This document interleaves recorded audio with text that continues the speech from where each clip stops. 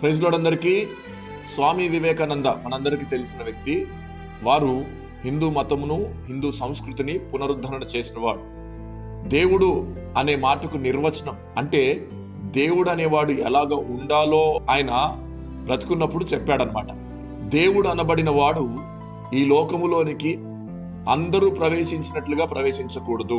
అంటే ఈ లోకములోనికి మానవులందరూ ప్రవేశించని రీతిగా ప్రవేశించారు. అంటే అసాధారణమైన రీతిలో ఈ లోకానికి దేవుడు అన్నవాడు రావాలి అనేది దాని అర్థం అన్నమాట. అయితే ఈ లక్షణము ఎవరిలో నెరవేర్చబడిందంటే ప్రభు అయిన యేసు క్రీస్తులో అది నెరవేర్చబడింది.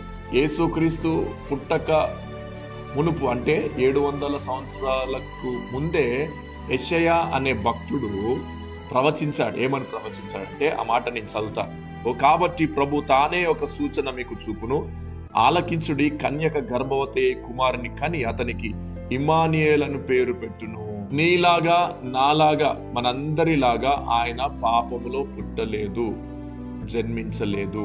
ఆయన పరిశుద్ధుడిగా జన్మించాడు. అందుకైనా భూమి మీద జీవించిన కాలంలో ఆయన నాలో పాపమున్నదని మీలో ఎవరైనా స్థాపించగలరా అని సద్దూకయ్యులతో ఆయన అన్నమాట జ్ఞాపకం చేసుకోవాలంటే ప్రపంచానికి సవాలు విసిరాడు. ఏంటంటే నాలో పాపం ఉన్నదని మీరు నిరూపించగలరా అని సవాలు విసిరితే ఇప్పటికి 2025 సంవత్సరాలైంది.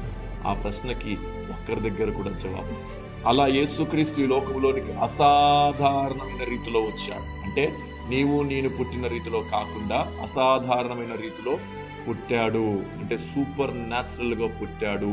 స్వామి వివేకానంద చెప్పిన గుణ లక్షణాల్లో ఎవరైనా ఉన్నారా అంటే కేవలం యేసుక్రీస్తు ప్రభు ఒక్కడే దేవుడు అని మనకు రుజువు అవుతూ ఉంటుంది. ఆయన పుట్టిన విధానాన్ని చూస్తే కన్యక గర్భమందు పుట్టాడు, పరిశుద్ధుడిగా పుట్టాడు, పరిశుద్ధుడిగా పెరిగాడు, పరిశుద్ధుడిగా చనిపోయాడు. కనుక ఆయన జనన విధానము చూస్తే స్వామి వివేకానంద చెప్పిన దేవుడికి ఉండాల్సిన ఆ లక్షణము నెరవేర్చబడింది. కనుక యేసే నిజ దేవుడు. ఆ దేవుడు ఒక్కడే, ఆయనే ప్రభు అయిన యేసుక్రీస్తు. దేవునికి స్తోత్రం. Thank you very much. God bless you.